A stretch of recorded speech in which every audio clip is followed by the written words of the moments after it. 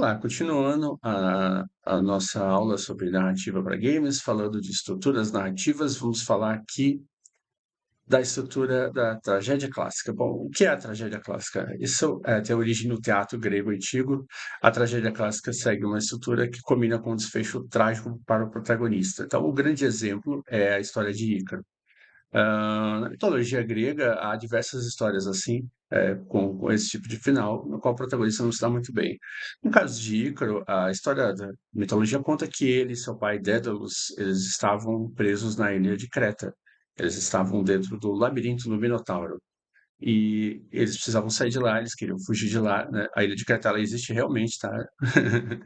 E eles queriam fugir de lá. Para isso, Dédalus teve uma ideia, que foi juntar penas de gaivotas, que eles encontravam em abundância no lugar, e cera de abelhas. E assim, eles fizeram suas próprias asas e saíram da ilha de Creta. No entanto, Dédalus diz a seu filho Ícaro, assim, não voe muito perto do sol, né, para não derreter a cera. Mas Ícaro não ouve seu pai e resolve voar próximo ao sol. Quando isso acontece, a cera derrete e aí as suas asas se desmancham e ele acaba indo a falecer. Bom, como você pode ver, o final não foi muito favorável a Ícaro, ou seja, essa é uma tragédia clássica. Outra estrutura que nós conhecemos também é a comédia de erros.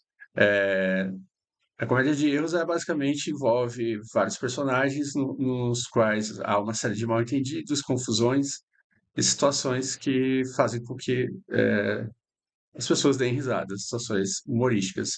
Isso não é muito comum de se ver em jogos, eu não me recordo de nenhum que tenha comédia de erros, mas eu me recordo de um programa de TV que era do Chaves, passado no SBT, e era muito comum esse tipo de situação. Outros programas de comédia também utilizam bastante essa estrutura. Outra estrutura é a estrutura de 7 atos, que é uma variação da estrutura de 3 atos, que a gente vai falar daqui a pouco, que são 7 partes, a história é dividida em 7 partes, e tem uma progressão bem detalhada e complexa. Ah, então, vamos falar da estrutura dos 3 atos, né? A estrutura dos 3 atos, ela é uma estrutura muito comum em filmes, peças de teatro. Eu diria que eu acho que talvez uma das mais comuns mesmo, ou a mais comum. Então, você vai ver vários jogos que têm essa divisão, seria a introdução, que é quando apresentamos os personagens, enfim, para contextualizar, né, os elementos ali da narrativa, onde que se passa e tudo mais. O desenvolvimento, que é o desenrolar da história, desdobramento dos acontecimentos, os conflitos, enfim, né, é a história per se, é a maior parte da história.